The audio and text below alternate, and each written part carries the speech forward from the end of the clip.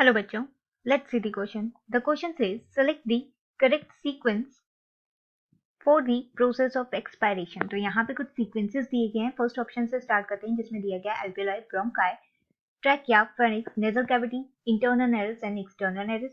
Then B option में दिया गया है alveoli, bronchi, trachea, larynx, pharynx and internal nares, nasal cavities and external nares. C में दिया गया है bronchi, alveoli, trachea, pharynx, larynx, internal nares, nasal cavity यानी external nares. D में दिया गया bronchi, alveoli, trachea, internal nares, larynx, pharynx, nasal cavity and external nares. तो अगर हम यहाँ पे सबसे पहले बात करते हैं एक्सपायरेशन के बारे में. एक्सपायरेशन क्या है? ये प्रोसेस है जिसमें हम एक्सेल करते हैं एयर को, या हम बोल सकते हैं कार्बन डाइऑक्साइड को आउट ऑफ आवर बॉडी. तो ये एक्सपायरेशन किसका पार्ट है? ये हमारे रेस्पिरेटरी सिस्टम का पार्ट है. रेस्पिरेटरी सिस्टम का पार्ट है. और रेस्पिरेटरी सिस्टम हमारा ऑर्गन सिस्टम है जिसमें इन्वॉल्व होती है हमारी ब्रीदिंग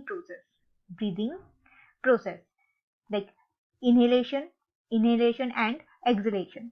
तो अगर हम बात करें इस प्रोसेस में कौन कौन से ऑर्गन इन्वॉल्व होते हैं, सबसे पहले हम देखते हैं नेजल एयरवे. अब नेजल एयरवे यहाँ से जो है हमारी इंस्पिरेशन स्टार्ट होती है, मतलब नेजल कैविटी का यूज होते हुए जो है एयर एंटर करती है हमारी बॉडी में नोज से. अदर पासेस क्या क्या हो सकते हैं नेजल एयरवे में हमारे, तो ये इंक्लूड करती हैं लेरिक्स को, देन प्रेजेंट होगा फेरिंक्स, इसके अलावा trachea is the included into the nasal airway. बात करते हैं लंग्स की भी, जो कि इन्वॉल्व होता है हमारे रेस्पिरेटरी सिस्टम में. तो लंग्स का क्या रोल होता है? लंग्स में कौन कौन से पार्ट जो है लंग्स के वो इन्वॉल्व होते हैं हमारी ब्रीदिंग प्रोसेस में. तो वो है हमारा एल्वियोलाई जो हमारी रेस्पिरेटरी में इन्वॉल्व है, साथ ही ब्रोंकाई. अब यहाँ पे पूछा गया है एक्सपायरेशन की करेक्ट सीक्वेंस के बारे में. तो सबसे पहले जो कार्बन डाइऑक्साइड है उसे बॉडी से बाहर जाने के लिए सबसे पहले ये एल्वियोलाई से होते हुए ब्रोंकाई तक जाएगी. After that it will goes into the trachea of the nasal airway. Then trachea से ये लैरिंक्स तक जाएगी.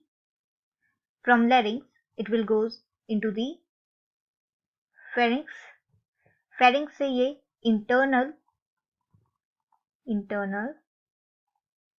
nares में जाएगी. Then it will pass into the nasal cavities, और नेजल कैविटीज से होते हुए ये देन एक्सटर्नल नेरेस तक पहुंचेगी.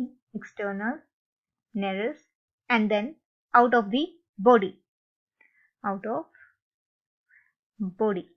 तो ये हमारा करेक्ट सीक्वेंस है एक्सपायरेशन का, एयर या कार्बन डाइऑक्साइड एक्सहेल करने. ऑन दैट बेस हमारा करेक्ट सीक्वेंस क्या होगा? हमारा करेक्ट सीक्वेंस होगा ऑप्शन नंबर बी, जिसमें firstly alveoli, bronchi, trachea, larynx, pharynx, internal nares, nasal cavity, external nares, then out of the body.